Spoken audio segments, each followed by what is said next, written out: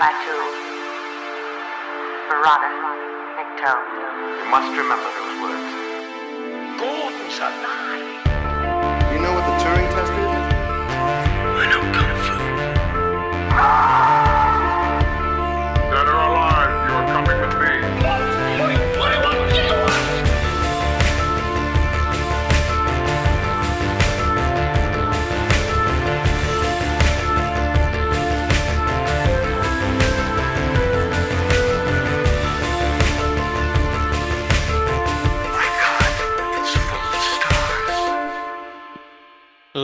Ladies and gentlemen, welcome back to Stories Out of Time and Space. I'm your regular host, Scott Weatherly, and as always, I'm joined by Julian Darius. Julian, how are you doing? You okay? Oh, I'm doing all right. I don't know. After finishing this movie, I'm find myself feeling a little hungry. What about you? Yeah, yes, I've eaten. I'm picking the a lovely woman out from between my teeth. And now I'm about to go on a stroll with my psychic dog. And so the misogyny begins. Yeah, yeah. Yes. We are going to be talking about 1975's A Boy and His Dog, a little-known film. A lovely, story of a maturing boy coming of age in a wasteland following World War IV, and hunting down women to rape. That's technically the plot. Until he does come across a woman who facilitates his being kidnapped and taken to an underground bunker where people are living out of the sort of the radiation, and then ends up escaping after. And we'll get to some of the details, but generally that's it. The dog's psychic as well. That's what you need to know. Yeah, he's telepathic and communicates only to the boy. Yes, by choice, I think. But there are other dogs that they assume are psychic, and we'll get onto those as well. But yes, so let's get into it. 1975's A Boy and His Dog, starring Don Johnson, which was a bit of a shocker to me, is the main one sort of noticing. You got Jason Robards, Susan Benton, and Tim McIntyre, who's the voice of the dog, Andy Moore, and so on and so forth. A few more. But yes, let's start. So overall then, Julian, what were your initial thoughts then of A Boy and His Dog? I kind of like this movie. It's bad. I mean, it's a bad movie in a lot of respects. It's a rough start. Sort of starts with the American version of a Mad Max explanation, right? Which is like lacking in all subtlety. Put some nuclear explosions on, and then you right away are introduced to a telepathic dog with no explanation. But it's sort of I mean, two things that I like about this. One is its absolute misanthropy, that it just absolutely depicts humans as terrible. Society is broken down and they're all awful. That's very much in the sort of like Mad Max vein. And your protagonist is as unlikable as imaginable, right? Like if you compare this to like Mad Max, where it's like, right, our contract's over. Why would you think I would stay and help you? This is like, our contract's over. You do know I'm going to kill you and eat you, and probably rape you, a totally unlikable protagonist who kills a dog. I mean, let's make this clear. He is introduced as a rapist. Yep. You have an attempted rape that is dramatized. He kills a dog, admittedly, who was attacked his dog. He slaps a woman, wants to attack the dog, threatens the dog multiple times. And ultimately in the finale, kills the person who loves him and commits cannibalism. She doesn't love him. Let's be clear. The woman, she doesn't love him. It's a play. It's a manipulation. Yes. I mean, let's be clear. This film is the way it's another level. It is another level. But I enjoyed it. But I also, it's one of those. It's an oddity because I did enjoy it. However, I felt like it wasn't gonzo enough mainly because, like you said, this came out in 1975, and if I was watching this, then, as you said, it's another level. We've had the Mad Max films and stuff from since then. We've had other, a lot of other films that have sort of done this. We're going to cover some of them that have done much more. And so there's this thing of going like, yeah, I get what it's doing, but it's not going for um it's not really going to like swinging for the fences, as it were, with what I expect. It does in some respects, but I do feel like it could be crazier, or gorier, or like trying to think of the word I'm looking for. Really, it's a case of Weirder. weird. Yeah, weirder is probably what I'm looking for. Like it has some really good moments where I'm like, oh shit, it's going there. um, to okay, well, I've seen more gruesome depictions of this.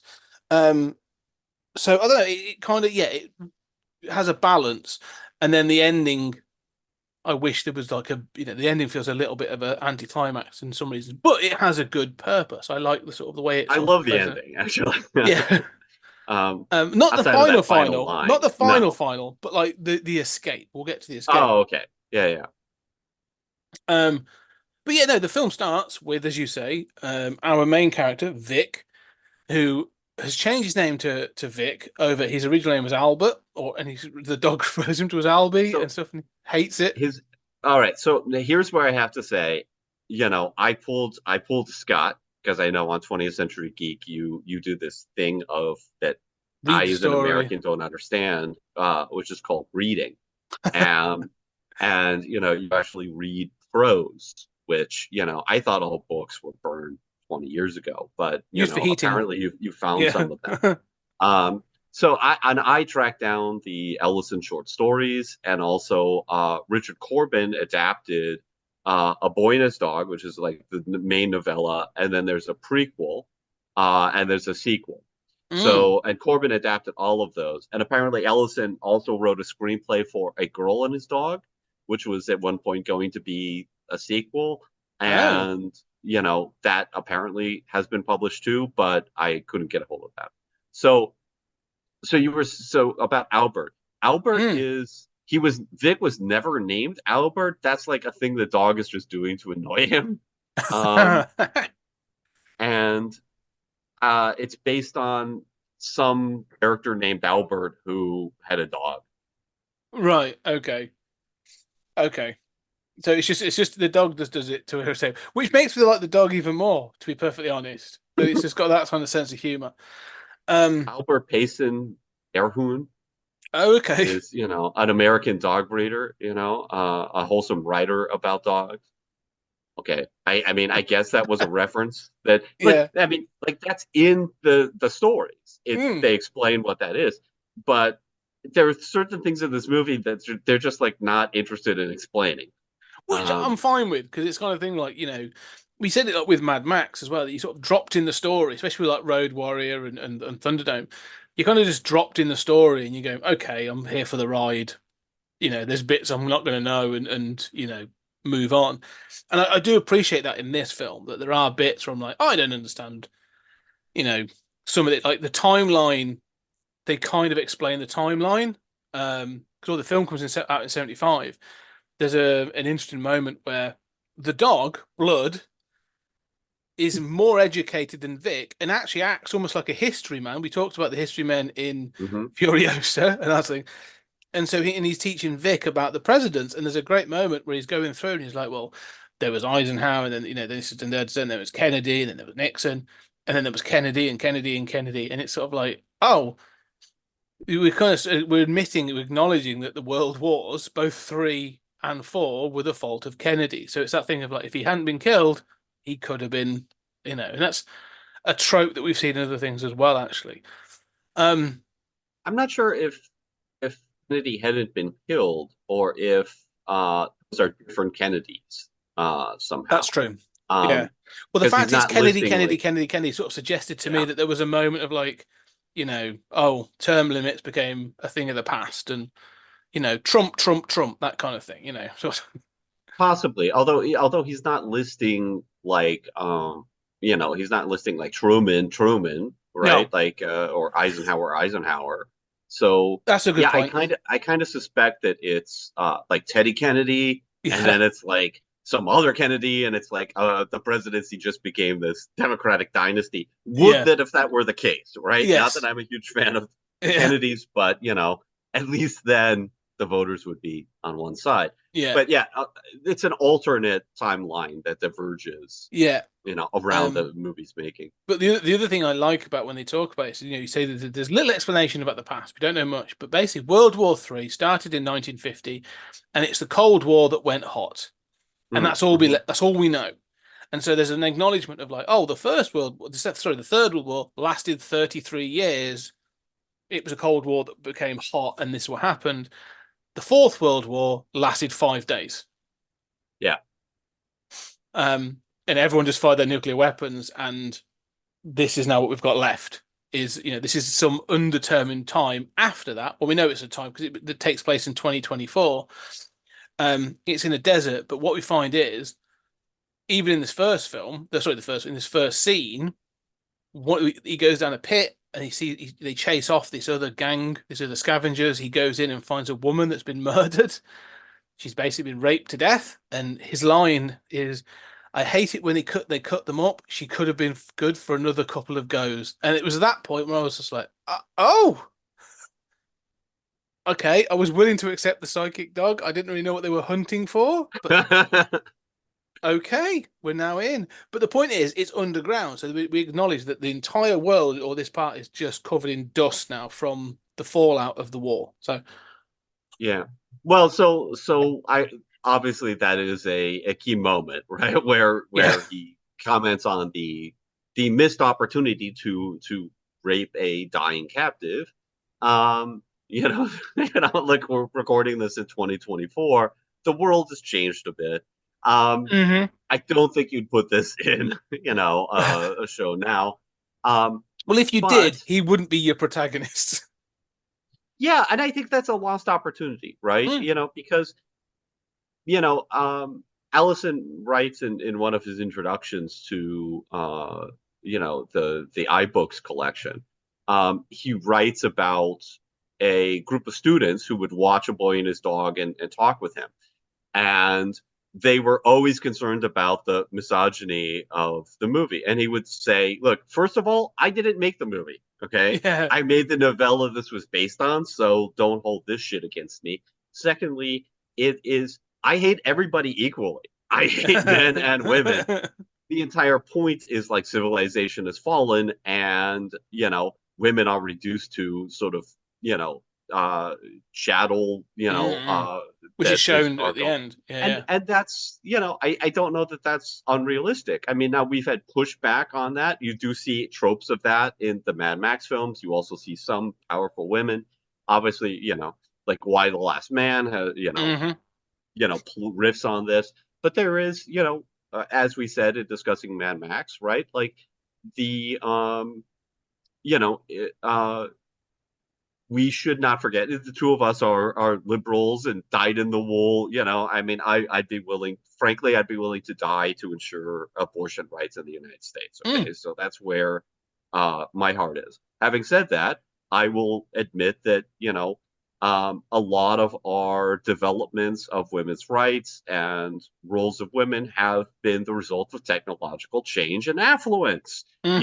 In a third world country where women are walking 30 miles to get water and coming back and have to take care of kids because there's no birth control, yeah, it's not fair that that's assigned to women, but that society's probably, you can't go into that society and say it's time for a female president Yeah. already. Yeah, there are some in between steps we got to go through. Yes. Um, and so I don't, I think it's a loss, unfortunately, that you couldn't have a protagonist who's unlikable. And I like unlikable protagonists. I don't Mm. have to like Don Johnson, who, by the way, is supposed to be 15 in the stories. Okay. Uh, and he's still doing all the same stuff. Okay. Yes. So he's a 15-year-old. That's why it's A Boy and His Dog.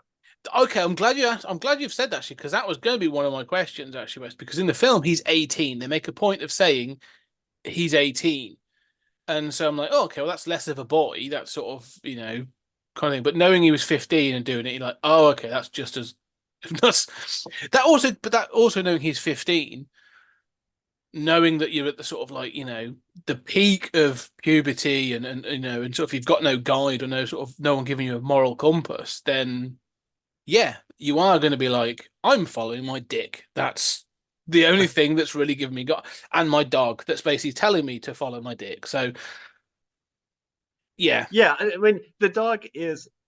So let's be clear. Like the dog is very erudite. It's very strange that he's the one who knows history.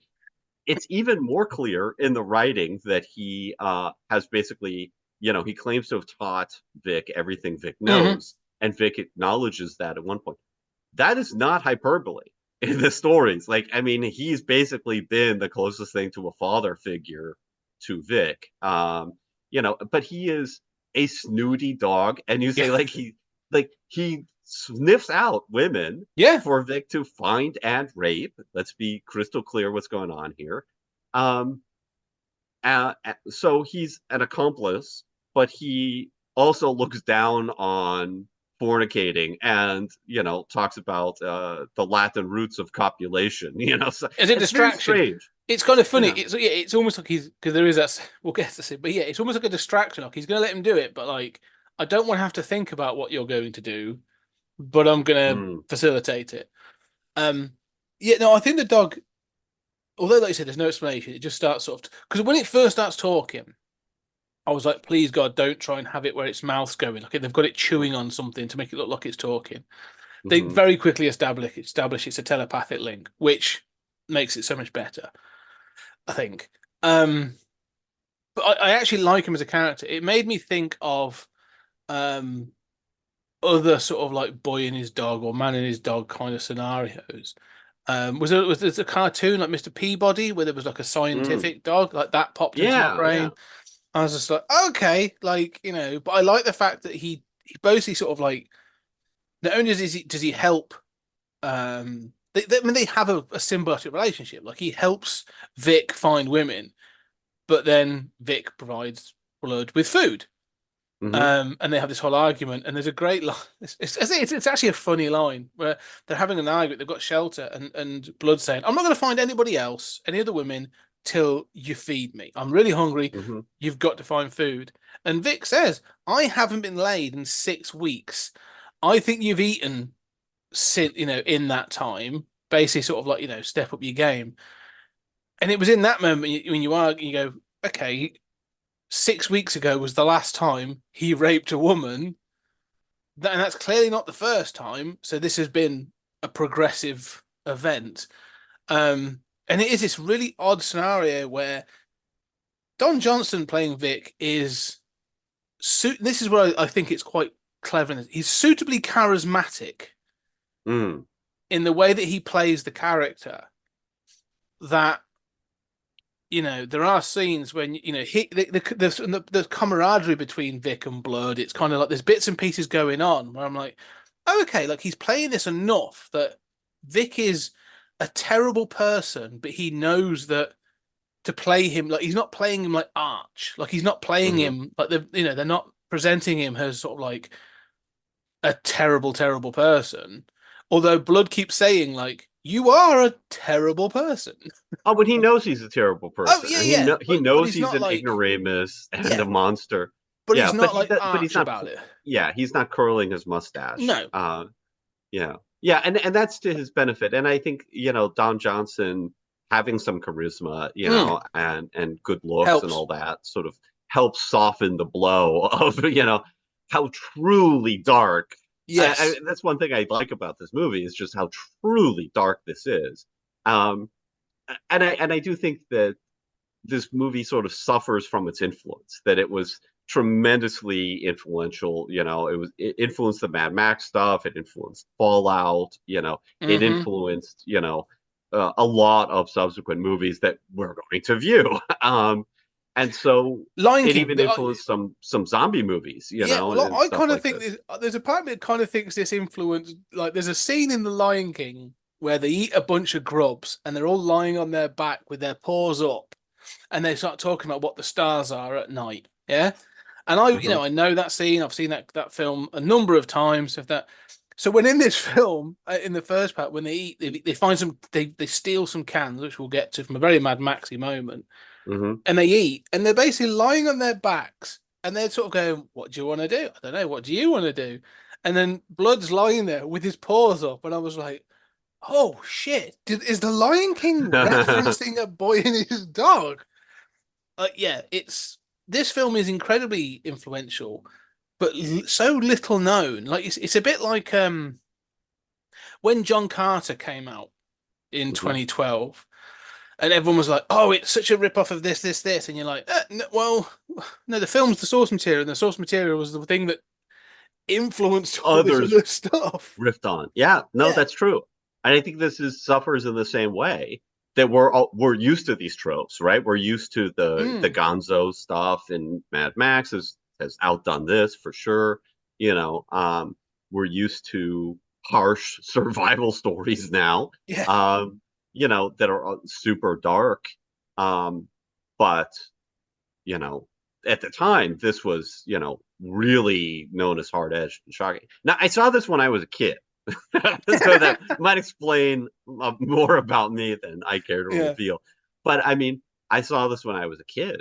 And the one thing I knew about it was that my parents introduced it as like, oh, that is a super dark movie. Like that fucked us up to watch, when it Mm. came out. Um, and I think that was one of the things it was most known for. And it is. I mean, it drops you in it, and you learn. Like, it's not a film that's gonna broadcast its darkness. Like, the music in this is has a sort of not so much jovial, but is like folky in in that kind of way. The composer is Tim McIntyre, who does the voice of Blood, and it has, I think I'm assuming is some sort of like, I don't know, like say a country western singer or something. He's got something about him, but it's kind of like, just a good old boys kind of thing a little bit. And then it goes, so and when it introduces the title, it just says a boy and his dog. Like, there's no sort of like, apart from the bomb going off at the beginning, but that just indicates bomb post-apocalypse. That's it. But there's no sort of like, it's a lot more subtle than films are today, where they're just sort of like, this is dark. People Mm-hmm. are going to be mean. It's like, no, no, like, we're gonna basically let you find this out on your own, and you're gonna feel dirty because you're following this character. And I appreciate that it's doing that it's making you have to go through that, and not so much do the work, but it's making you go through those things and those realizations, and you're like, oh, like shit, this is dark, and the world is a mess. Um, Yeah, and it also, you're right about the failed assassination of Kennedy. That being a divergence. This is also an alternate history. yeah. Like that's a genre that has come into its own in recent years. But Mm. in that way too, this seems ahead of its time, even though it kind of suffers the John Carter effect, if we can coin the term. Yeah, well, it is. Yeah, the Carter effect. I think yeah, to go through. I mean, we said about Mad Max. I think we both acknowledged like this clearly influenced Road Warrior, and I think just off air you sort of mentioned, you said that George Miller has acknowledged that. Um, there's one scene in particular. Well, there's two really that just scream Mad Max. They're scavenging food. They come across a guy who's kind of made himself almost like a king of a small group of people, and he's got like a guy in a guitar tied to a cart. It's not quite, Fury Road, but it's guy tied to a thing playing guitar, and he pulls on him to make him play. They're digging food out of a hole, which is sort of where they live. Um and Vic steals from them, and kills off, I think, at least one of the guys. But the leader's like, "Oh, he's got balls. Like, fair play to him. Like, he stole from us. That takes some guts. I'm gonna kind of let him. If anything, like, you're welcome back." Um, that felt very Mad Max. Where I was like, Yeah, I oh, agree. that that really sort of thing. And the other trope which you've seen in Mad Max, let's say Thunderdome, but also like Waterworld, is going to a small town that's sort of like it's almost like Boomtown. It's kind of like Barter Town. It's not quite Barter Town, but there's like a little mini shanty civilization in the middle of it all where you can go and watch picture. You can watch movies. So there's all those Yeah, tropes that we recognize. and that's in the original story. In the original story, it's a movie theater. Mm, But yeah, so but I mean, in a kind of ruined town. Um, but that settlement does look very Mad Max. And then it's got the sort of people living underground, which feels very Fallout, with yeah. the vaults. Uh, and Fallout does also sort of acknowledge this, you know, and has a sort of like despotic regime, very sort of like 1984 influence, ruled by a committee, with people who I don't know why they dress in face paint, uh, but who, much like Fallout, are looking toward an earlier time, and it's Mm. good old fashioned values, but underneath is, despotic rule Yeah. and lies. Well, they're like the worst, yeah, the most like like a despotic homeowners association, aren't they? They're Mhm. really there's a again one of the things that this film does very well is it presents something to you as one thing, and then later on you kind of realize that it's something else.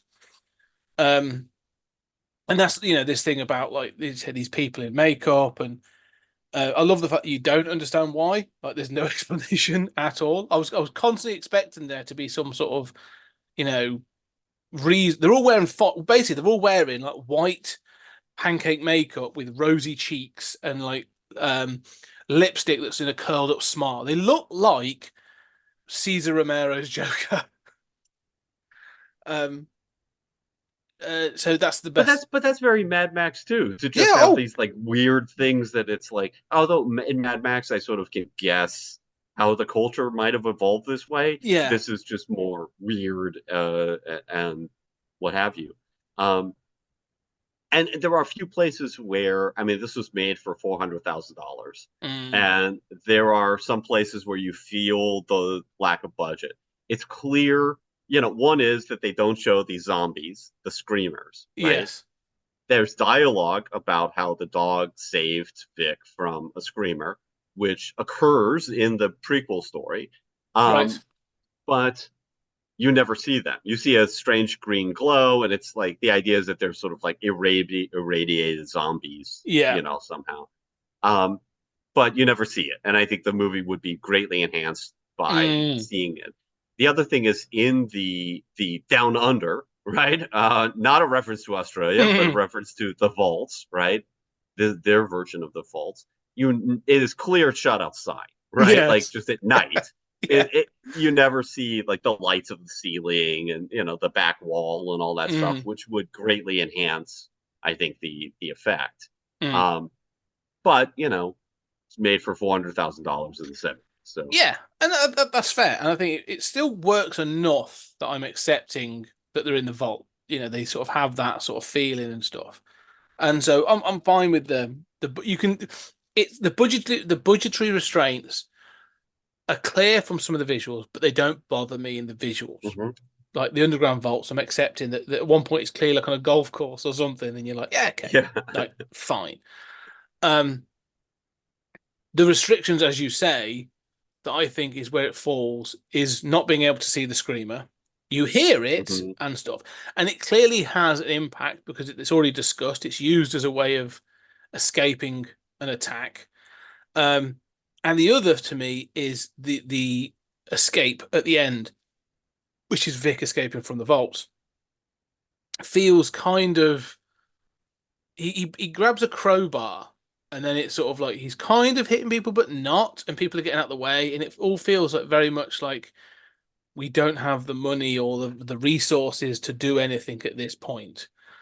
And it just feels very TV movie-ish. Like it feels very sort of, rushed. So that's the one thing I'd say. So there's a few times where it feels like that, but other times I think this film actually looks really good. Like when he goes into the shanty town and he's watching the sort of, again, it's a porn, it's a shanty sort of like crappy porn film where you don't actually see anything. You Mhm. kind of see some boobs, but then it's sort of like everything else is off screen.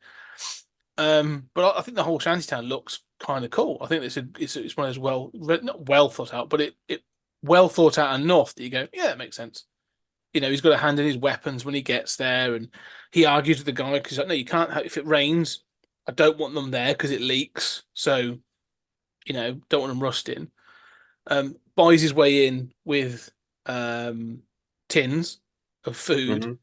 but it's clear that the guy he's negotiating with can't read. So he says, "Oh, it's peaches," but it's not. It's beetroots, and that sort of stuff. So all that I actually really liked. All that I thought that was really cool. Yeah, Um, yeah, yeah. And here again we can kind of see the, the influence, and it's doing a good job. Um, he yeah, I know what you're saying about the escape. I mean, not to jump ahead, but I mean, I sort of feel like they're not there's violence is unknown there, right? So mhm. like they're able to break through this crowd and it's clear that they are not fighters, right? I mean, they're just totally unprepared for this madman, swinging Yeah, at them. but you could Um, present that better. You could easily present that yeah. better, like have them cowering or running away. It just feels a bit messy. It feels rough and Well, the way they hide very yeah, unconvincingly and then are spotted, and the guy who turns out to be a robot, very Westworld style, kills their associates, at which point like the jig is up, right? yeah, I mean, it's funny how quickly the plan to overthrow the committee, the girl's plan evaporates. And then she takes the next best option, which is escaping with him yeah. to the Overlord. Well, So yeah, I mean, let's yeah, yeah. I think you are, yeah. It's sort of we're jumping fine, ahead. but yeah. Let's roll back because we do go to this shanty town and he sort of barters his way around with the stolen food they've eaten and stuff. And this is where Blood is like, I can detect a female, and Vic's like bullshit because no one surely someone would have noticed by now. And he's like, no, it's the one in the woolen cap over there. So there's this whole thing of trying to track her down and stuff. Um, they leave the shanty town, and then again they find a roof, and she's hidden in this. I think it's meant to be an old school. I think, Yeah, it's like a gymnasium, yeah, of some but it's sort. underground. What? Uh, Yes, but only because of the nuclear fallout, and that they sort of say that the Earth obviously everything fell in, so the buildings are trapped under the ground. So there's these cavernous things underground, like just buildings, and they think there's going to be screamers or something in there because that's where the screamers go, right. but they're not in there at the moment. And so he goes in there, and she's sort of basically, well, he sees her through this thing in a locker room getting dressed, and I'm like, well, when was she undressed? So I don't know if she I slept yeah, with others or I sort of assume that she's, so we later find out there was an intention here, but yes. that she showered. My Mm, assumption is that she showered, and what he's watching is her changing back into yeah, clothes. Um, I'm assuming that, yeah, but we do see her changing, and Don Johnson ogling her as she's changing, right? yeah. Porky style through a hole in the wall. Uh-huh. Oh yeah, for Um, sure. And but then his agenda, which is of course to rape her, he confronts her with a gun. It's sort of like, okay, how is this going to go? He confronts her with a gun and tells her, look, if you resist, I'm just going to shoot you in the leg and you're still going to get raped, yeah, right? but You're just you'll not going lose to a have a leg. leg. Yeah, Um, I mean, at which point, yeah, I mean, the earlier line with a woman tied up and killed is, you sort of have to think to parse it out. hmm, At this point, it's very clear your protagonist is just committing a rape and being super brutal about it. yeah, But he's not without a certain amount of humanity. I mean, they exchanged names, and he doesn't want her to look at him. right? Yeah. Yeah. He's not arch. He's not, when I say humanity, I mean, what he's doing is terrible, but it's depicted, it's not as if he's, just a villain who's like, good, I want you to cry, kind Yeah, of, he's not sort of slamming over a table and like, squealing like a pig or anything. Like this isn't going to be like, it's not. It's it's a weird kind of sexual violence in that like it's clear what he's going to do, but there is still remorse is probably the wrong word. But there is this thing of like he doesn't want to be almost seen as a bad. In fact, no, it's not even almost. He doesn't want to be seen as a bad person because I think when Blood calls him out as being a terrible person, he kind of mm, he gets a little bit annoyed about being called out for being a horrible a person. putz. Yeah, he calls Yeah, him a he putz and doesn't others. know what the Yeah, word means. yeah. Yeah. And so there is a part of him that I don't think regrets this, but doesn't.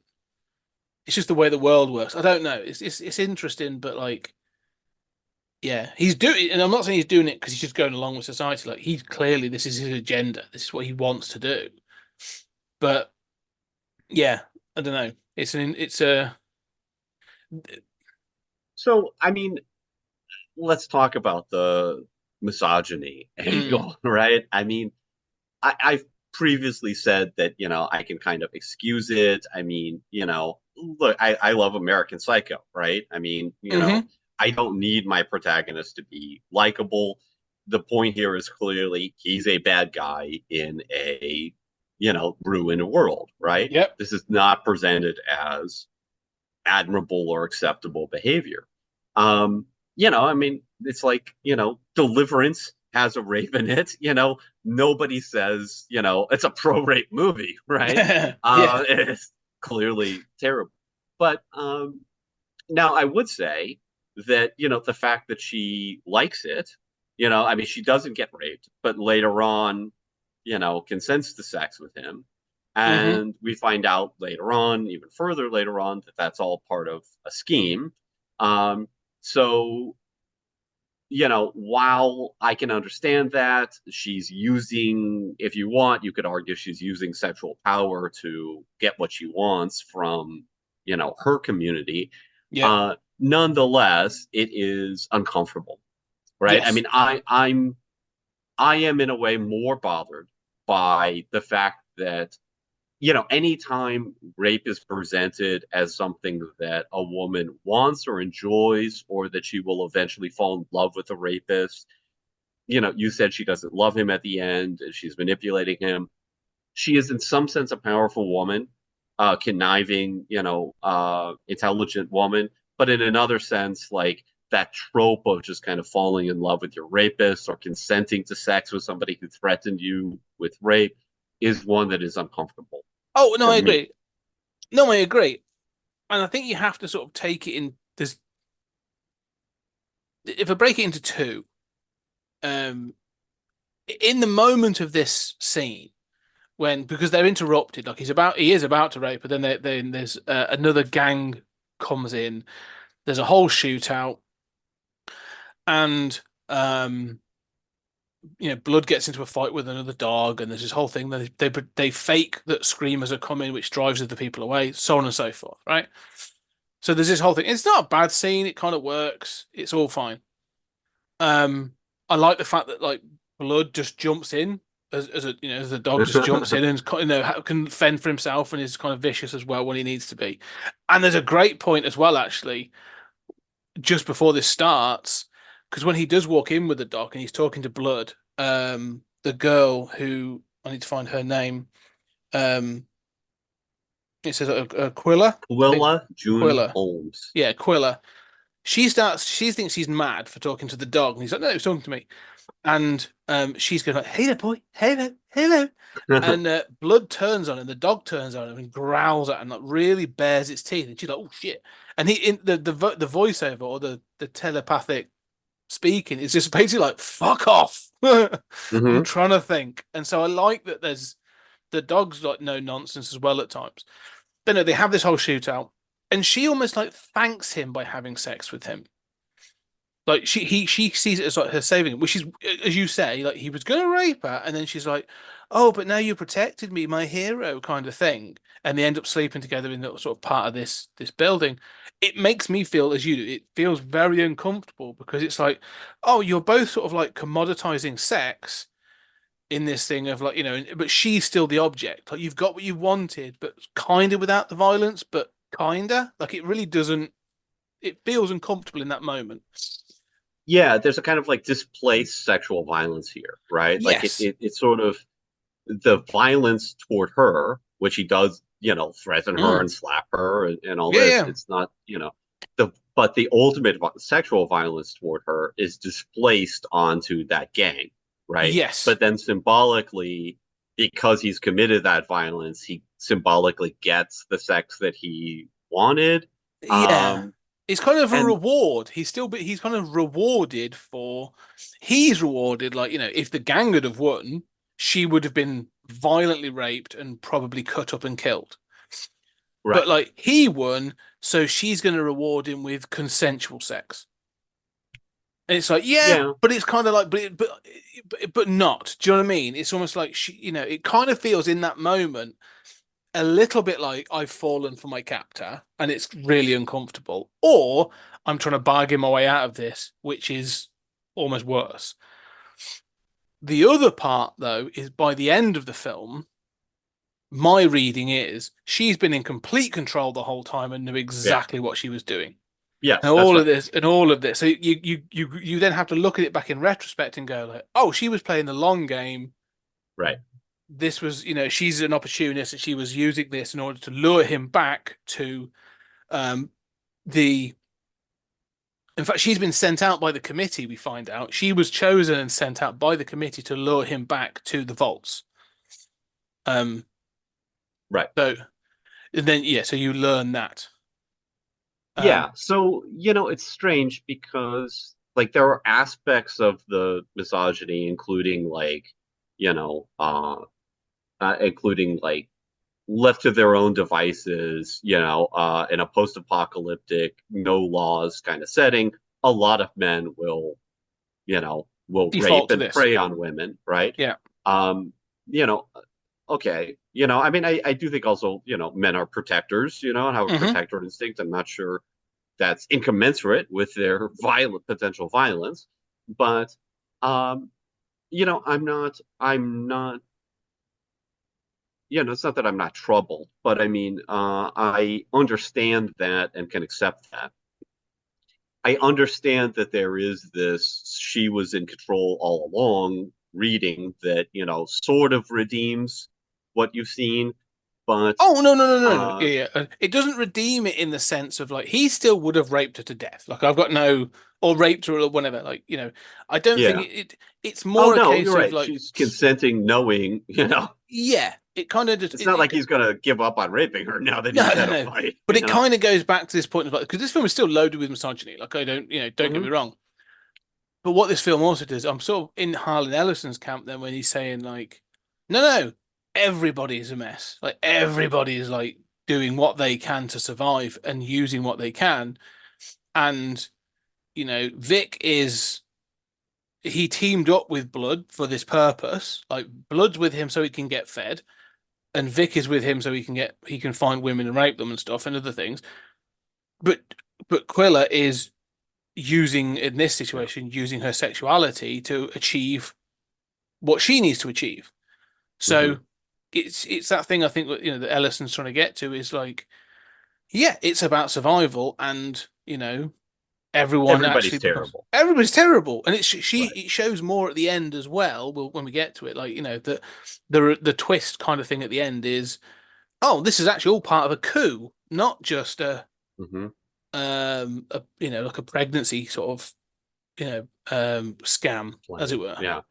Yeah, and that's also very Mad Max, right? That I Mm, mean, Vic is kind of plunged into another society and their yes. internal politics. Um, and that idea is good.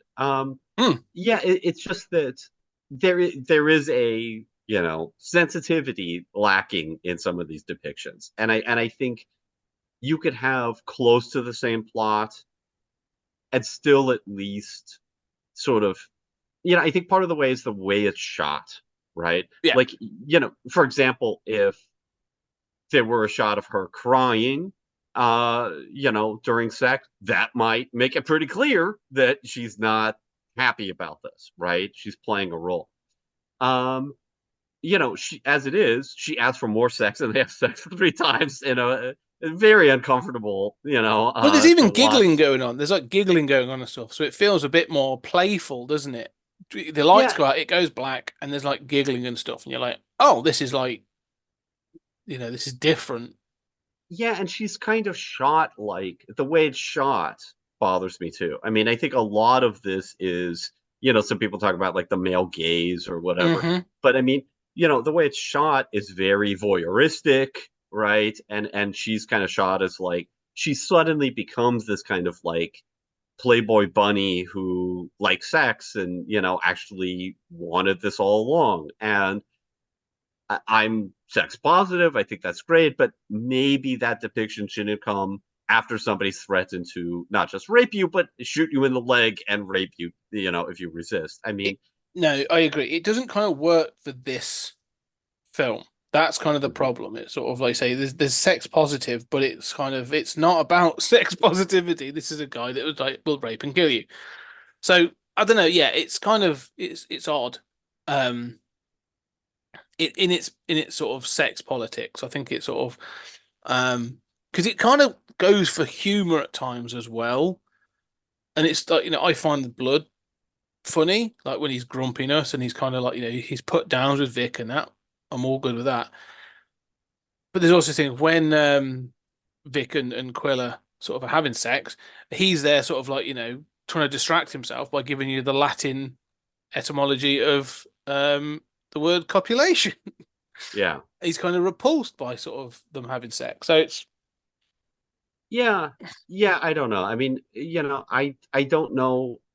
I think one of the things that bothers me is how erudite the dog is.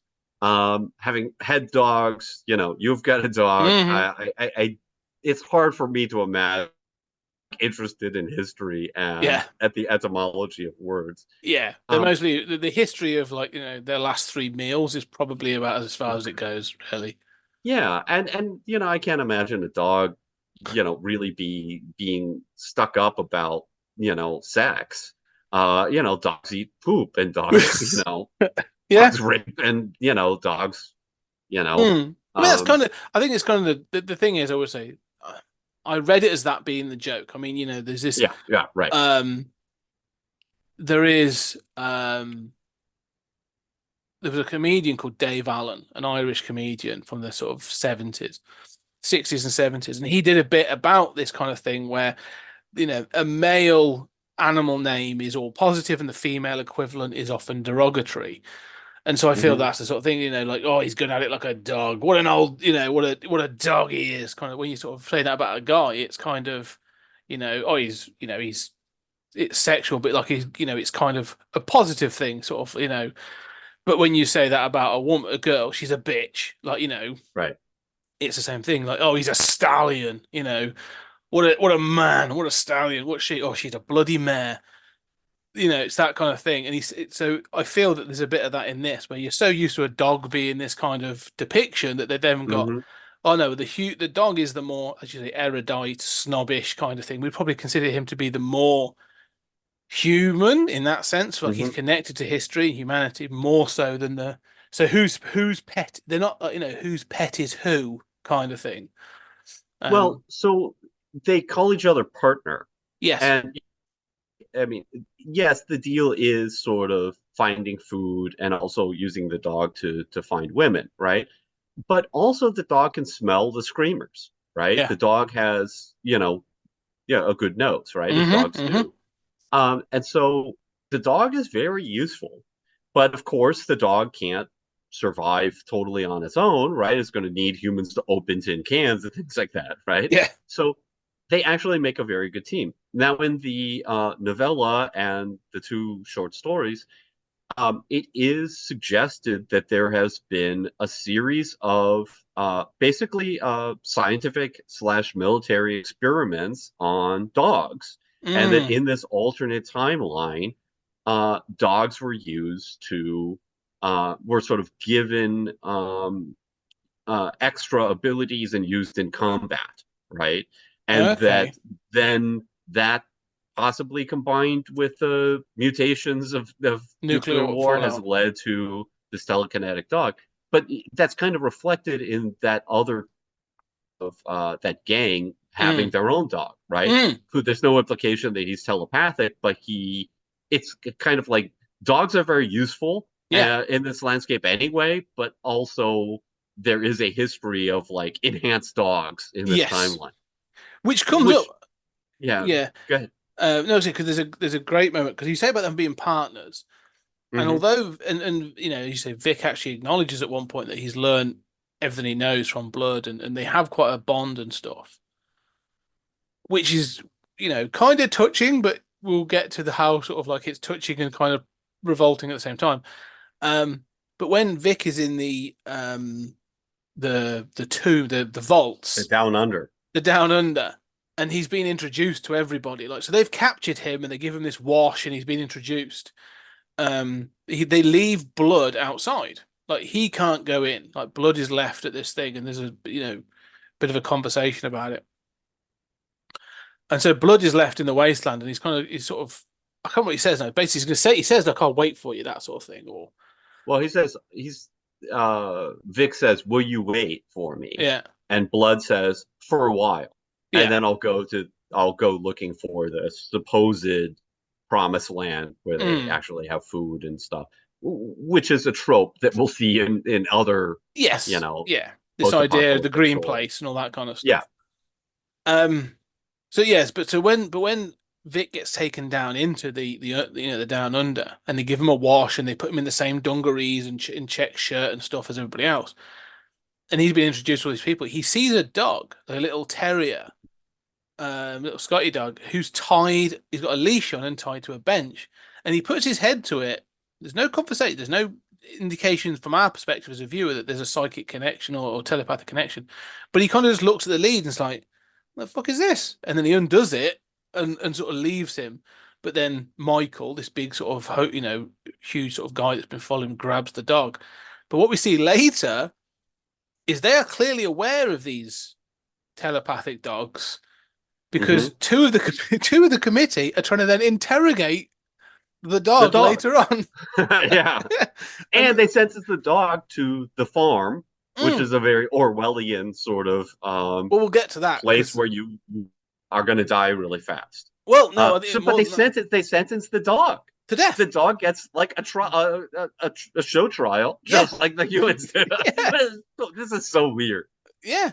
Um, but this is when you do, like I say, we're going through the underground, and there is this committee. It's it's two guys and this woman, um, and it's very weird. And it is this, as you say, this show trial. But that's how you're first kind of introduced. Like there's this big, you see Vic getting a wash and all this other stuff, and then he gets presented. But before he is presented, you see these other people being judged. Hmm. There's a woman who I think stole some peaches, and there's a couple have done something else, and so on and so forth. And they all, Kind of talk back or yeah, uh, oh, that's it. been No respect, compliant even. yeah, non-compliance, no respect for authority. Send them to the farm. I think it's something like that, isn't it?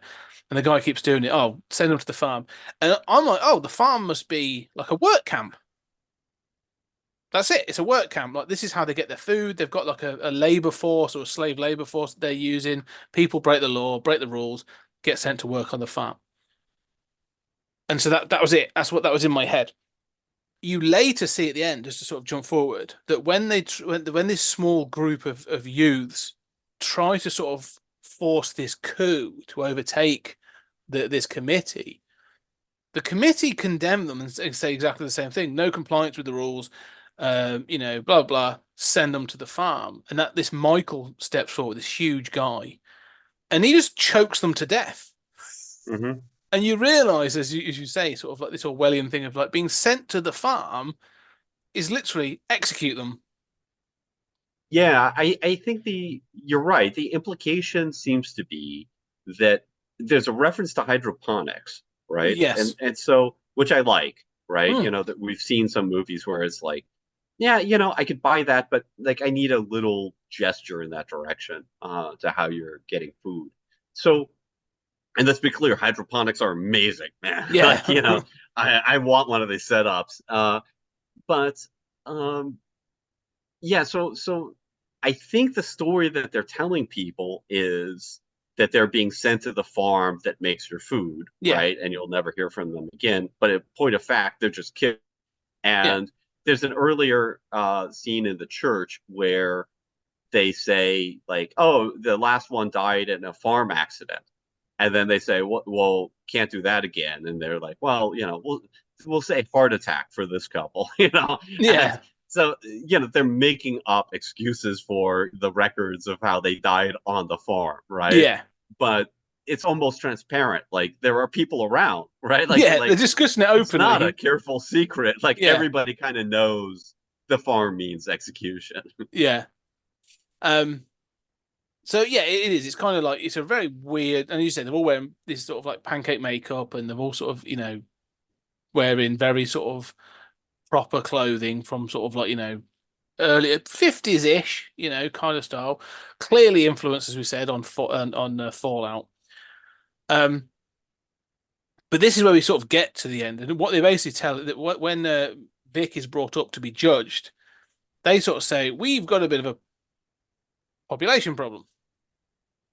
We're not producing children in the way we should be, and one of the first things you see when you go, in fact, that's a really good point. One of the first things you see when Vic goes down there, and that is a big graveyard and stuff. So there's a suggestion that something happened, either they've been killed by the committee or some accident or something that's happened, and they are short of men.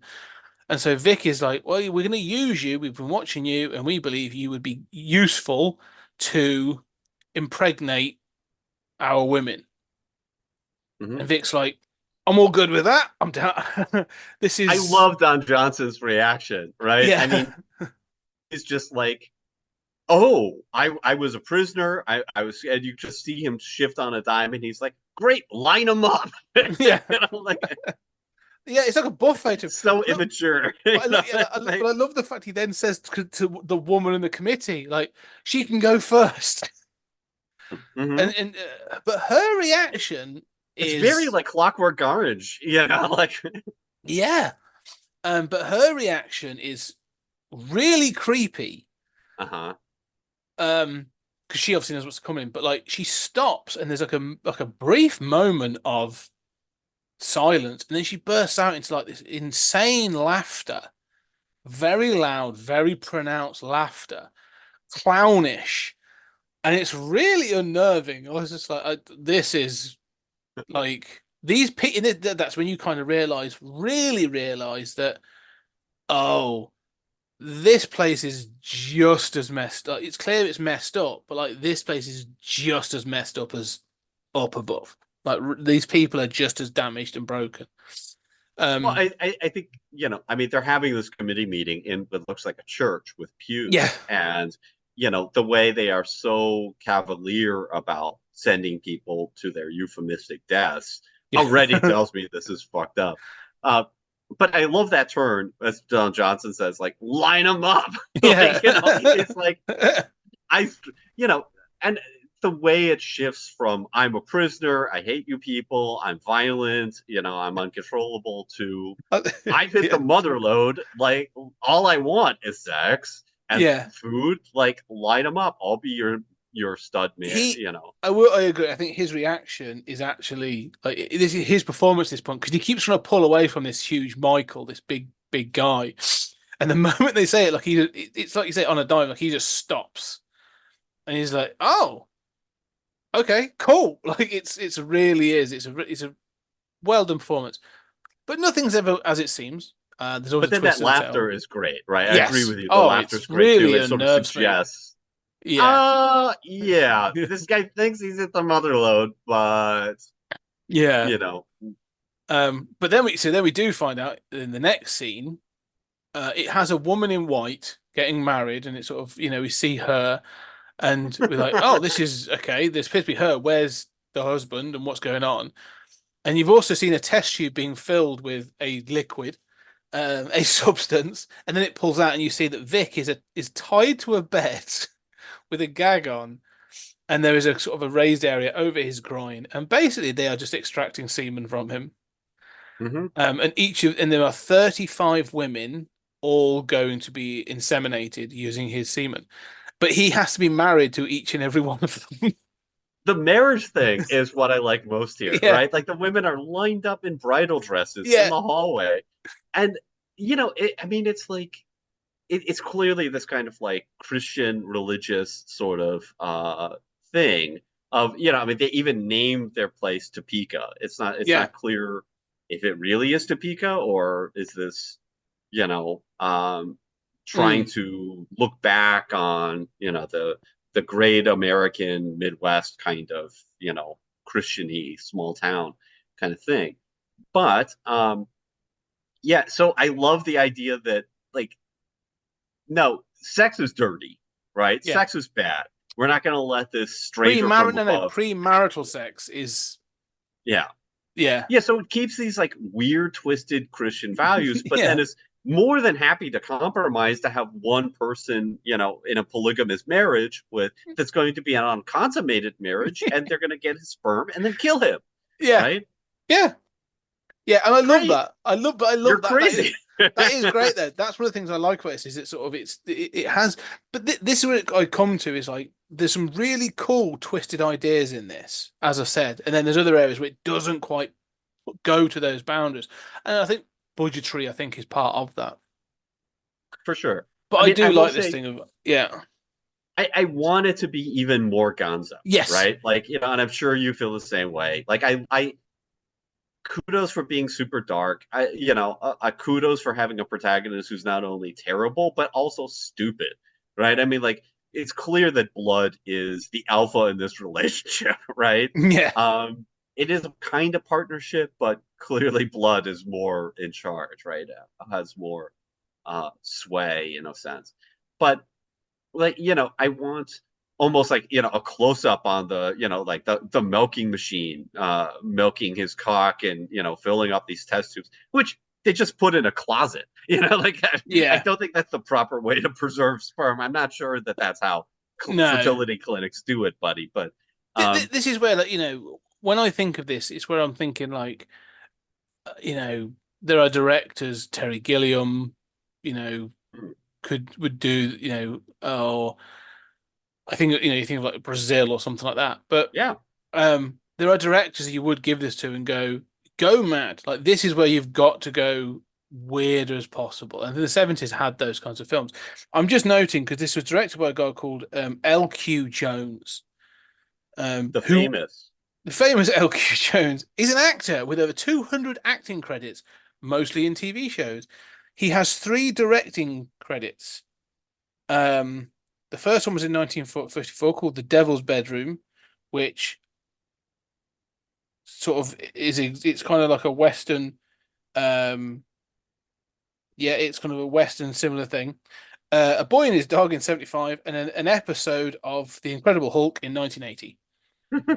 So not the most prestigious of directing careers. And I think that comes through. And this is again where I think this falls down is if you were to have a director with some sort of, real sort of ideas of like we're going to go real crazy on this, or had some satirical ideas, you would go much heavier into this sort of like this corrupted of the Christian ideology and all this other stuff. Like you'd really go play around with this. In well I honest, think go on. Well, I think of obviously like George Miller, Terry Gilliam, I Hmm. mean, you're talking about a sense of panache, right? With the weirdness, right? Yes. To sort of style. I mean, Tim Burton, if Mm, you would touch this material, would do it. I think of Rocky Horror as a good example of doing 100%. that kind of crazy Yeah. panache on a low budget, and it works. Um, Yeah. But I think I would go. It's not just because it looks kind of flat. I think that's what bothers me at times. mhm. There's like Joe Dante would have done these kind of things. Like I think like Gremlins and a few of the things he's done, and You think, oh, they're going to go dark and they're going to do this kind of thing. But it always feels kind of flat, this film does. Like Hmm. when they're going to go for the really harsh stuff, like you say, even the opening bit, you're like, it's only harsh because I'm like, oh, they've just told me. I've kind of seen Hmm. something, but I've been told it because Vic's sort of going, oh, I hate it when they cut her. She could have had but the dialogue's telling me one thing. Um, and it's all right, but the direction feels kind of flat, kind of like, as you said, there's no panache, there's no sort of like um flair to this, no sort of style. That I think if this film had that, like this would be, if this had some more real, it was like, oh, we're gonna go Gonzo. We haven't got the budget to go, you know, big, but I can go weird. Like I can imagine this being a true cult classic and really being remembered. But it never has that. I also think more time should be spent down under. I think there's an awful lot of time spent above ground, which is fine, and there's lots of stuff. But like, I think this should be the time should be spent down where sort of it builds up to the coup of like we know Hmm. what's going to happen and we get to learn more about the sort of society and stuff and down under. I don't think you get enough of that, which I think would have been beneficial. How does it play out in the novel up to this point? How does it play out in the novella? Okay, so the main, yeah, it's actually remarkably similar. Mm, Um, the main difference in this sequence is that the sperm milking machine. So that's an invention of the movie. right. Instead, uh, which I like that, instead, there is actually a robot that, has two arms, not William, but, Yep. an actual robot moving around that's bizarre that kind of captures him and sort Hmm. of patrols the streets of the Down Under. Um, but then instead of the milking machine, what happens is that requests he inseminate uh, Quilla first. And Right. so they give him to her. And so he's in her home and she spills the beans about the coup. And he says, like, I'm going to have to hurt your father. And he takes like a metal, object and puts it in a sock and Mm. uses it as a weapon to bash her father's head in. Okay. Which apparently she's fine with, which I think the effect gives her a little more agency. It characterizes her as a terrible Yeah. person too, in a better way. And then he summons more people who he then kills and, makes his escape. So there's no milking machine. And, she's given a little more agency there. I like that better. Mm.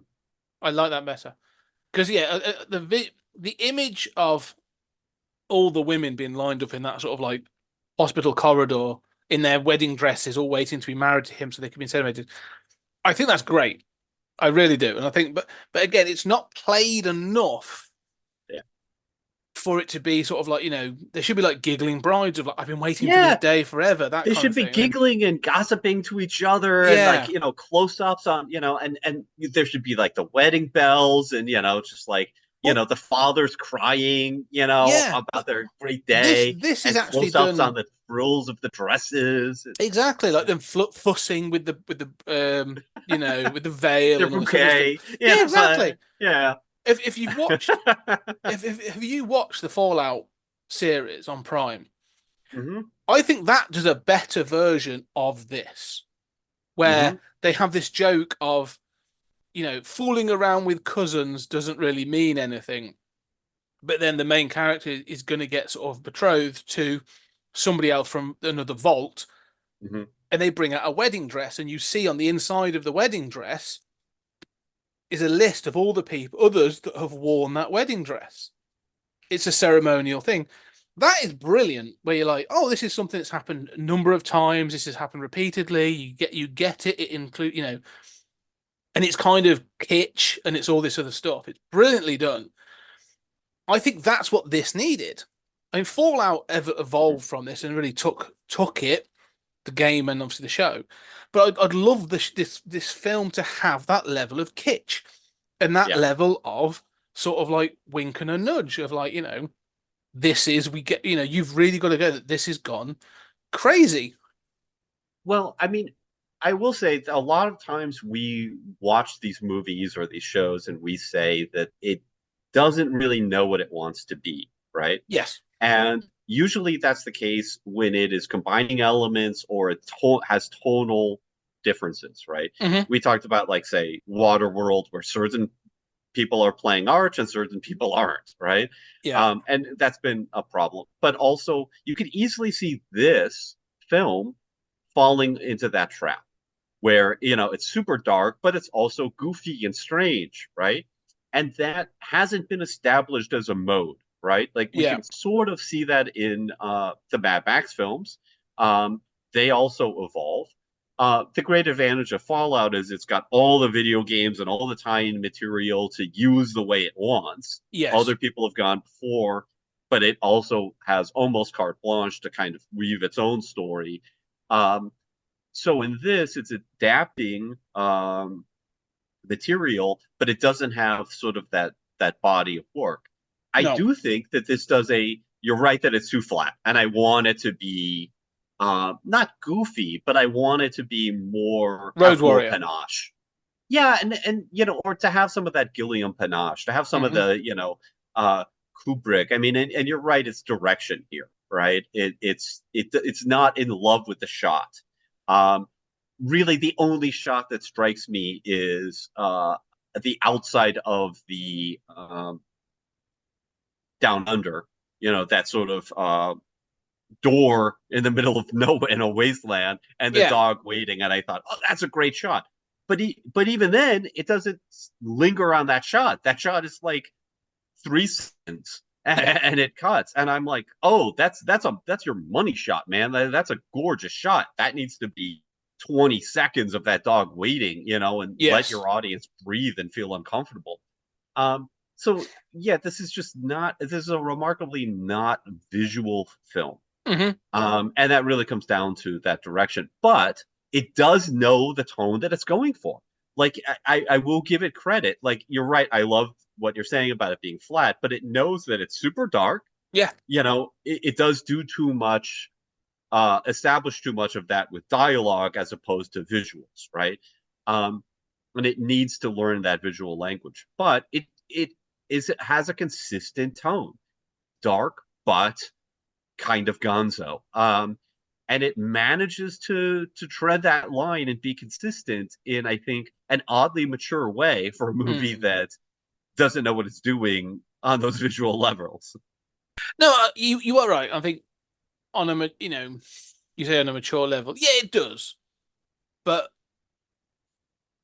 it also doesn't have that confidence, and I think that's what comes. I think is well, you're right. Where like that door, it's almost like it should be like a monolith. I mean, that's sort of where you go. Like, okay, as you said, that's your Yeah. 2001 shot. That's where you've got like, you know, that should be really quite important.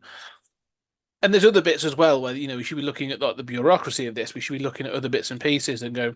I mean, you said about one of Show the the things. forms being passed between them Yeah, on those pews, as people are being sent off to their deaths, right? yeah. I mean, one of the things we both sort of liked about, like, especially we said it in Road Warrior, but it occurs throughout all the Mad Max films. Really, is that attention to detail of like the little bits in like the Road Warrior. We said about there's like little bits of there's just things on the set that you're like, oh, that kind of feels out of place, but not.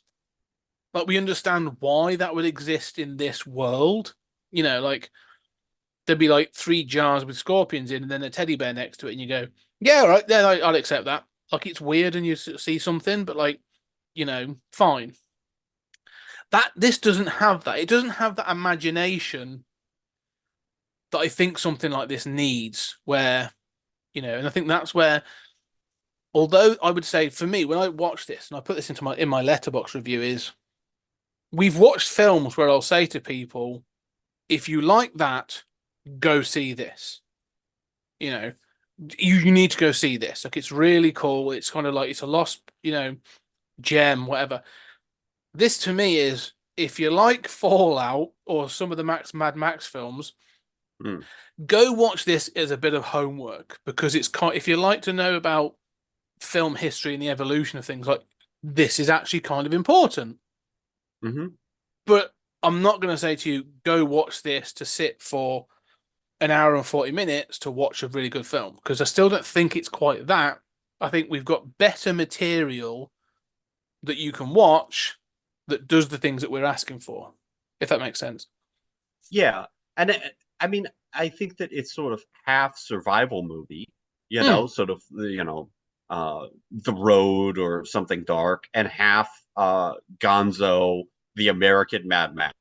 yeah, Um, and I do think that it fuses those together really effectively. It's just that it's not hitting high grades for either of them in particular. yeah. It's that thing of like, we've said about a few things where you go, I'm willing to accept lows if there's high highs, I'm Mm. kind of okay with like low lows. You know what I mean? It's like, okay, this doesn't matter, this didn't hit and this didn't hit, but we got that amazing scene where this happened, or like there's that character, or there's this. This kind of sort of feels like maybe like mini peaks and troughs. Like there's no like, it's kind of like, oh, okay, cool, all right. There's it's I shoulder shrug my way through this of going, okay, after that first initial shock of going, okay, that's where it is. It never escalates beyond that initial shock. Do you know what I mean? Like it opens with this, with him going into somewhere and going, oh, there's the corpse of a woman that's been butchered. I'm upset because I can't rape her. And you're like, and there's a psychic and a telepathic dog, and you're like, Jesus, that's okay, that's thrown me off kilter. But oh my God. And then by the end of it, I'm like, yeah, it never really elevated beyond that shock. Do you know what I mean? You know who I was thinking of earlier, because could have directed this, is Mm, one of my favorite directors, Ken Russell. mm, And even though Ken Russell is a very British director, yeah, he always went for the outre. He always, he had visual panache. mm, And even if he produced disjointed narratives, they had those awesome highs where you're yes, just like, how can every one of his movies almost has just like, whole sequences where you're like, this is staggering. yeah, Everybody in the world needs to see this. This is stunning stuff. And he would have had brought that sense of panache and really, shot it for like $1 million. But very British, right? It would mm, not, would have been a very different movie. But he was active. I mean, this was, the period in which he was active. And you could even, I don't know what he thought about avoid his dog, but I could see him yeah, thinking, I would have done a better job of that. I quite yeah, like what that's going for. But he knew how to do Gonzo and also darkness, yes, characters being really awful. Yeah, yeah, been yeah. really weird. And I think that would have been interesting to see, because even like this ending, then let's talk about the end because it basically like, he's rescued like Quilla rescues Vic, and it basically turns out that she actually has her own agenda. Like she's brought him in because she sees, much like Max being Mm. utilized to take on Humungus and his gangs or whatever, she sees him as being rough enough to facilitate a coup in which he kills off the these three people, that this board or this whatever, this The committee. the committee, thank you. And then she and her group of friends can take over, but it's not like, what I like is she's not like, we want to take over because we have a vision for the future, we want to make things better. It's, we want to take over because we want to do whatever we want to do. Yeah, actually says that, right? Yeah, I mean, yeah, it's outright. a totalitarian state, right? I mean, it's like Trump, right? I mean, Mm, it's like, look, politics is power, and there's no pretense anymore that we're actually trying to help people. I mean, this is even more cynical than that. It's very sort of realpolitik, yeah, yeah, and but what goes unstated here is that what she likes about him has got to be like Max is sort of shown as competent and a go-getter who mm, manages to get things done, right? And so they need him for those reasons and for his driving skill and all of those sorts of things. Here, what she needs him for is that basically he's stupid and violent and easily manipulated, right? Yes. Which I kind of like. I Mm. wish they played that up more. Yeah, and exactly that should be more of the thing. Like she thinks he's stupid and violent, like and I agree He that should is. be. Oh, he is, yeah, and and even Blood has pointed that out as in like that's kind of like what you are. Um, so yeah, no, I like that again, and it has these moments that I really like, but don't kind of hit. So the thing is, like the way that this coup is sort of played out is he escapes, they get some guns, and they kind of look like they're about to sort of do this thing. But then the committee turn up in the middle of a golf course, like 3 chairs are put out by Michael, this hulking guy, and then some other people turn out, and then they calmly have a committee meeting in which like she's saying like shoot them, and he's sort of going like I don't know if I want to do this. Like, why would I? I don't want to be here. Like, I want to leave. Mhm. It's not what I thought it was. Um, he realizes he wants to get back to up there to run through the wastes, and he sort of says to go to see blood. I want to see blood again, and I want to fight. I want an honest fight over a tin of beans. I Um, love that. I love that. Like, yeah, I love that dialogue. And he says, like, I need to, get in the dirt again so I feel feel clean. clean. Yeah, I do love that dialogue. And Johnson's delivery is very good. yes, Yeah, it's like what I know. yeah, Even though it sounds exactly. horrible. I Yeah, mean, but I like that, and I kind of like this juxtaposition of whilst that's going on, all of a sudden this hulking guy starts putting these nice wooden chairs out, and then the committee come in and have a very civilized and almost like um you know boring committee meeting mhm. in which they condemn the coup. Coup plotters, you're right, Yeah, to death on the farm, on the right? farm. One after another. Now, over Mm. this, and again, this is, I think, exactly to your point. Like, this should, all of this, these are great ideas. Probably listening to this podcast, everyone's, if they haven't seen the film, is going to say, this sounds amazing, right? Yeah. The ideas are great, but sort of like this, the percentage of like actualization of those ideas always kind of falls oddly flat, as you say. Yes. So, like, there's a great idea. Well, as they're pronouncing these sentences, which are very dull and bureaucratic, it's also being broadcast to everyone how to properly cook bacon. Yes. And this goes on and on and on these Browning, loudspeakers. but not crispy. Speakers. Yeah, that's a great line. Yeah.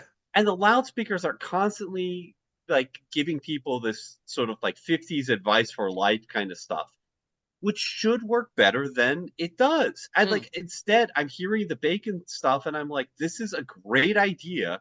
And instead I'm just kind of like bored by it Yes. and thinking like you're obscuring the dialogue. Is the committee broadcasting their sentences over the bacon recipe? Like instructions, it seems like it.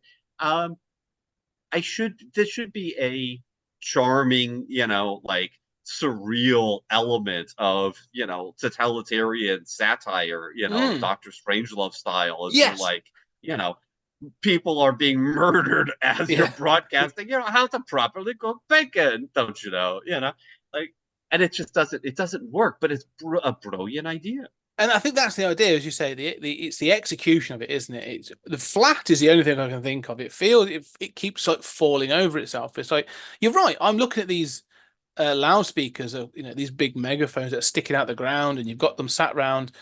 One of them's got like a footstool, and he's just sort of like sat leg crossed and sort of dismissively sort of like passing judgment on these people. And then the robot, if we learn there's a robot, this thing Michael throttles these kids out, and then she's like, we can't stay now, we've got to escape.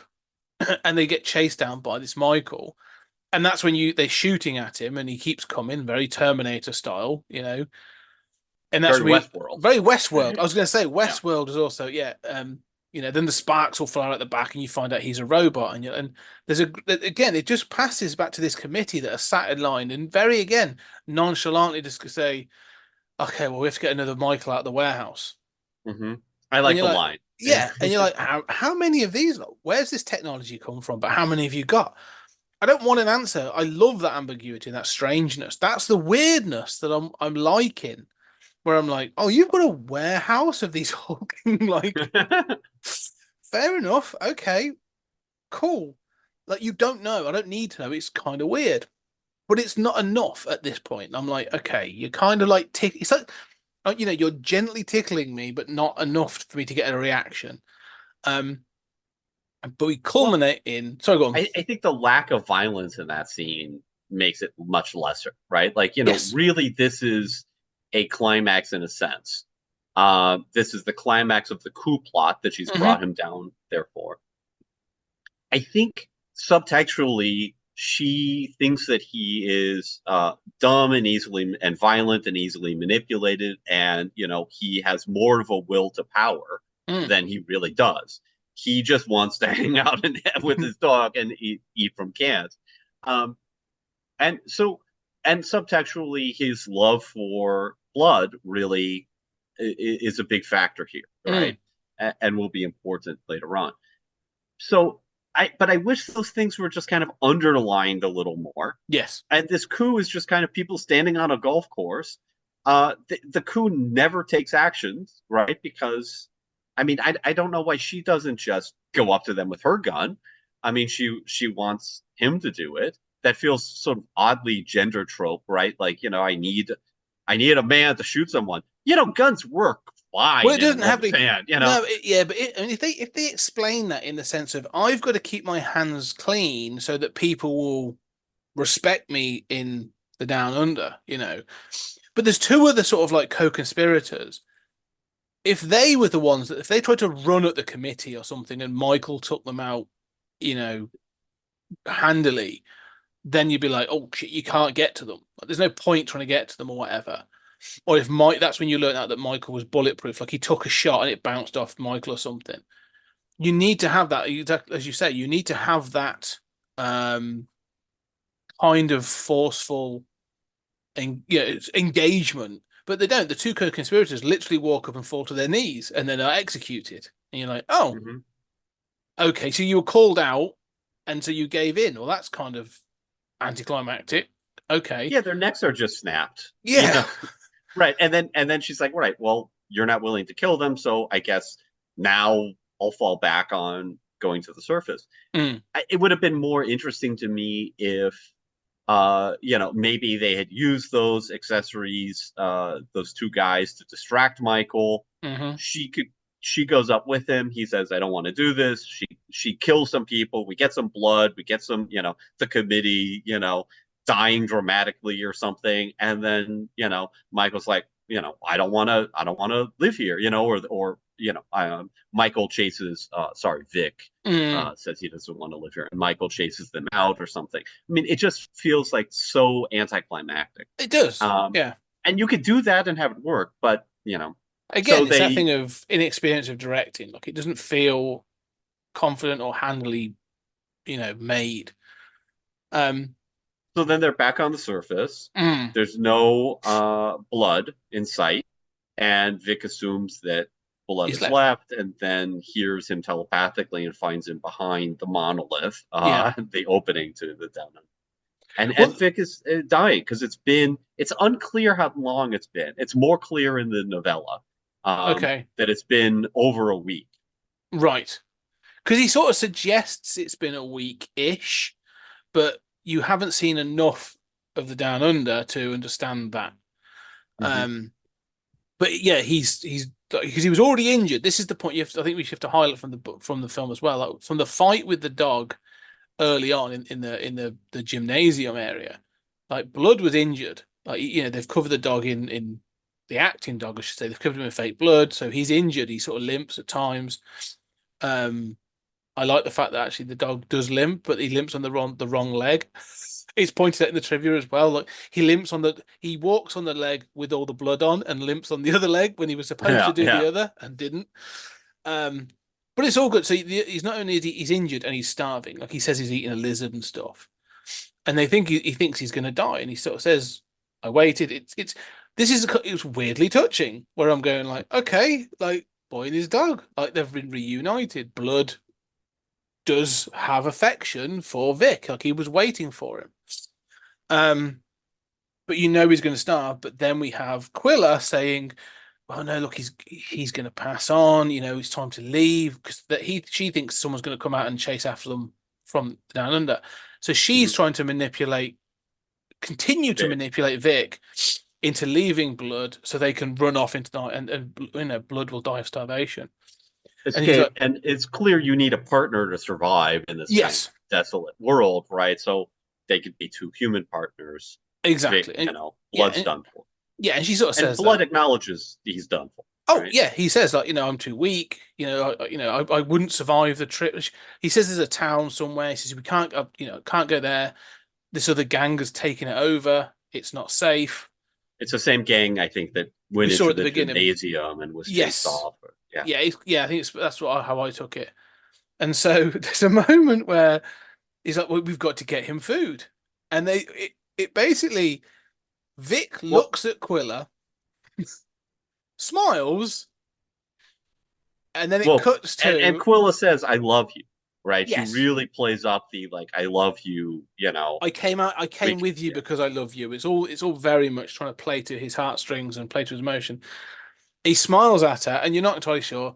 It cuts to black, and the next scene is opened with Blood's psychic communication saying, "I feel better," and it has a fire. It opens, and there's a fire clearly cooking something, and it's quite evident very quickly that they killed and ate Quilla. yes. Um, and so he's moved from being just a rapist to being a cannibal as well. Um, and this is the bit I love. So they get up, they have this good discussion. They've got some of her meat red, jerkified or Get whatever more they've done, meat. more meat Yeah, to eat yeah. on the journey. And there's a lot. The closing line of the film is Blood saying something like, um, something about her, but she a woman of fine distinction but not great taste. Yeah, because she liked Vic. He's Yeah, insulting Vic, but right? also there's a pun on the fact of Right. he didn't They just ate taste her. great. They're just eating her, and Yeah. they laugh, and then they walk off into the sunset kind of thing. And there's just just a boy and his Burr, dog. burr, burr, burr. Yeah, yeah, yeah. Well, a couple things were worth pointing out here. One is that Vic says he's not hungry.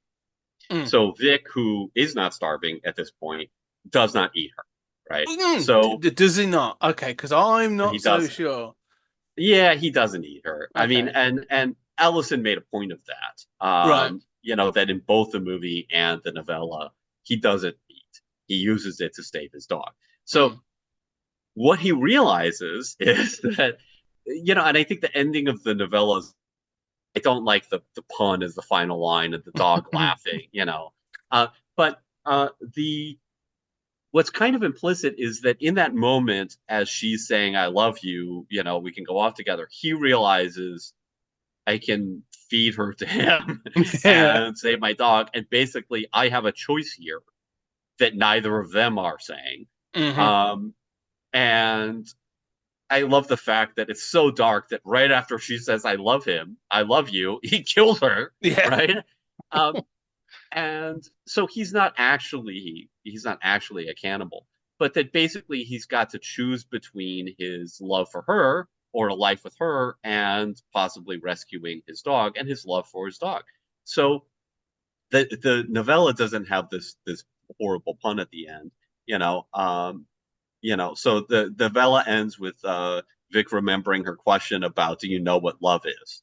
And he said, and how she says, "You don't know what love is, right?" And Mm. he said, "Sure, I know. A boy loves his dog," and that's how it ends. So it's like, okay, we might fight with my telepathic dog, but I love her enough to do this horrible thing Yeah. to save my dog, right? So he knows it's a horrible thing, right? Oh yeah. Um, Does he? Oh yeah, no, he does. No, But he does. yeah, Yeah, yeah. he does. He doesn't. So Um, he doesn't eat her himself. He, but he does kill yeah, her and feed her to his dog. yeah. So Which, look, I love that cut. Yeah. I do love this ending. I don't love the final line, but like in a dark, weird movie, this is like the ultimate Oh, dark 100%. ending. Yeah. This is what's so weird about this film to me. Those first opening 7 or 8 minutes and the ending, the closing sort of like 5 minutes are brilliant because they really are that gut punch of like, oh shit, like this is something different. This is something, going dark. Unfortunately, the kind of, you know, 70 minutes in the middle never reach to me the Hmm. the point that that bookend this film. And that's a shame. Like there's great weirdness.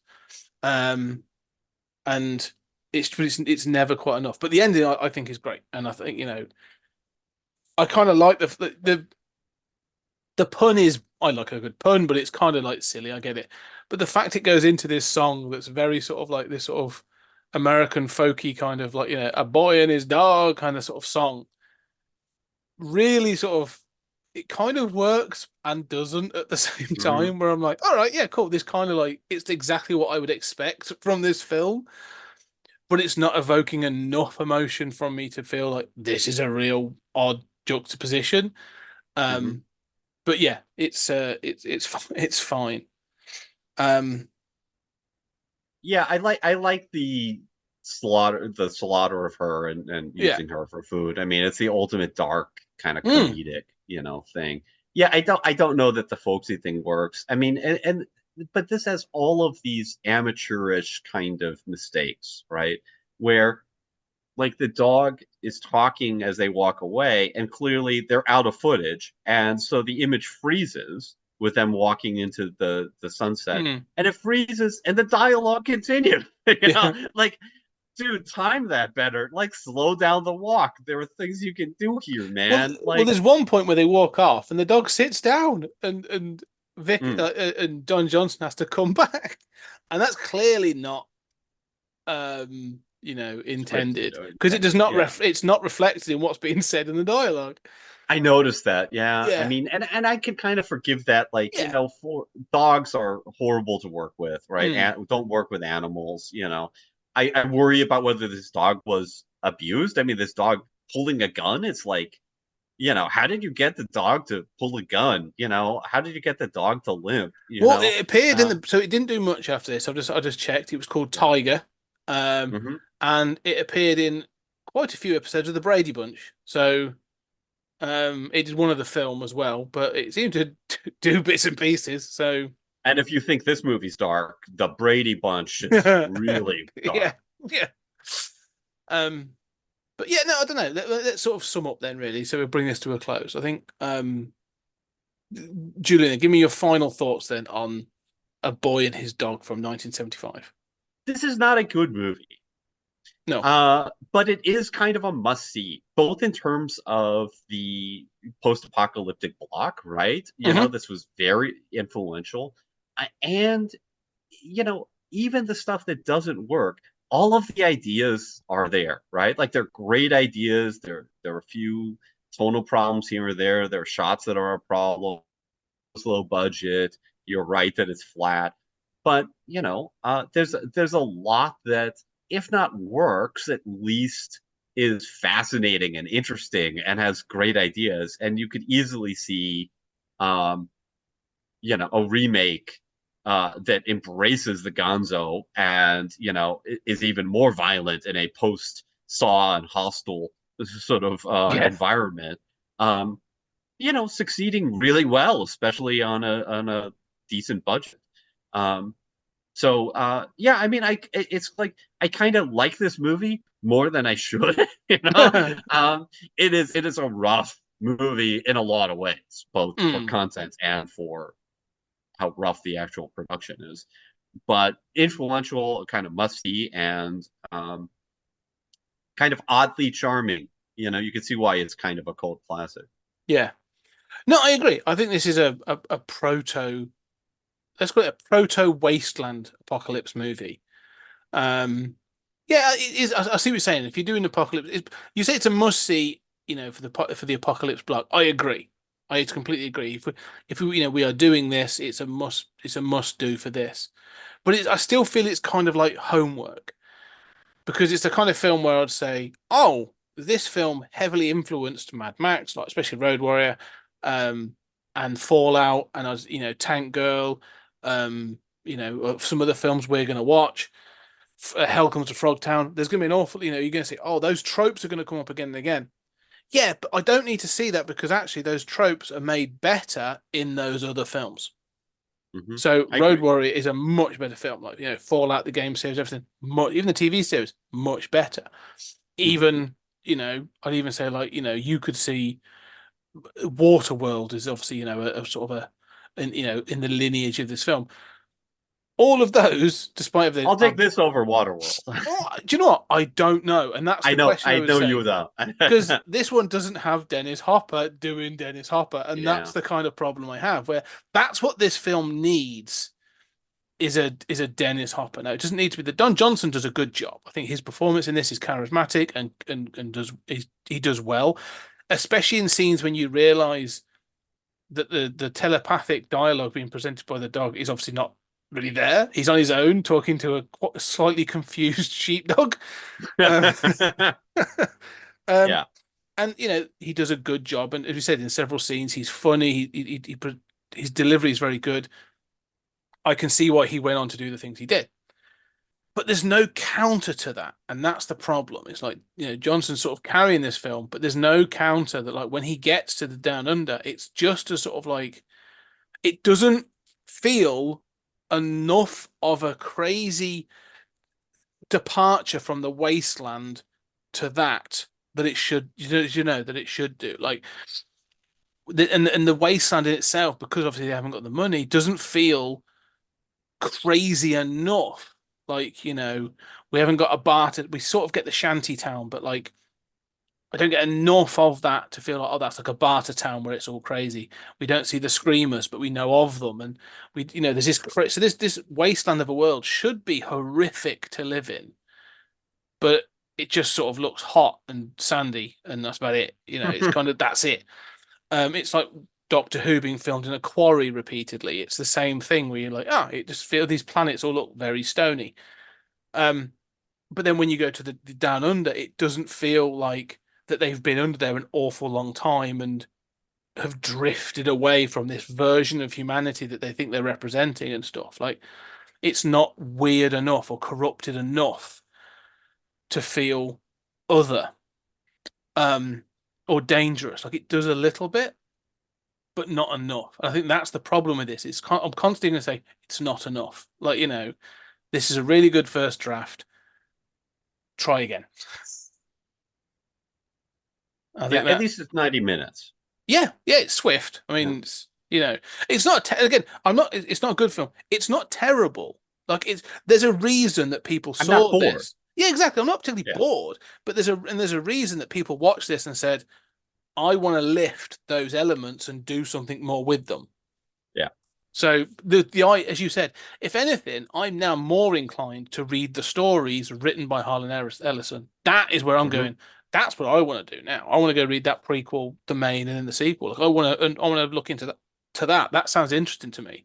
So, if anything, I shall go and do that. But yeah, it's fine. It's very middle of the road. It's kind of, as I say, it's flat. It kind of does never reaches the potential that it has.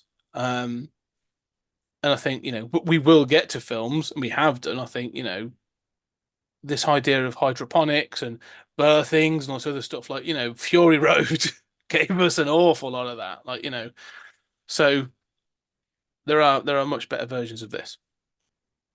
Yeah, I agree with that. So yeah, we've done Mad Max, and now we've done sort of like Horny Vic, and we shall move on to the next in our row of films. But yeah, so what is next? We're cool because we've really powered through. So we've got The Day After from 1983 in the next episode, and that is then we'll be going into our mid-season review. So we really are getting through the sort of the first block of our films. Yeah, and the day after the movie that inspired Ronald Reagan to, commit to nuclear disarmament. Mm, The most watched TV movie of all time, I think. yeah. And you know who directed it? No.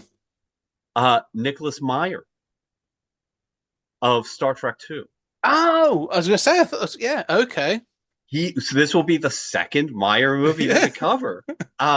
So he did, and Star Trek 2 was like right before this. So he did like Star Trek 2, and then the day after. He's like, I've It's dismantled. amazing. I've dismantled the Star Trek franchise with an amazing film. I'm now going to dismantle the world with with the day after. Yeah, no, I'm really looking forward to it. This is the day after is one of those films I've heard about for years. I've never seen it, but it's been one of those sort of Same like, here. oh my God, this is seminal in that sort of like 1980s nuclear fear. And why people thought like, they were constantly thought they were about to get obliterated. So, Including um, me as a child. mm, Yeah. well, we should say we Uh, are sort of uh, pairing this a little bit. mhm. So on the Patreon, we have been doing other bits and pieces. We've done um, the world, the Flash, and the world, the Flesh, and the Devil.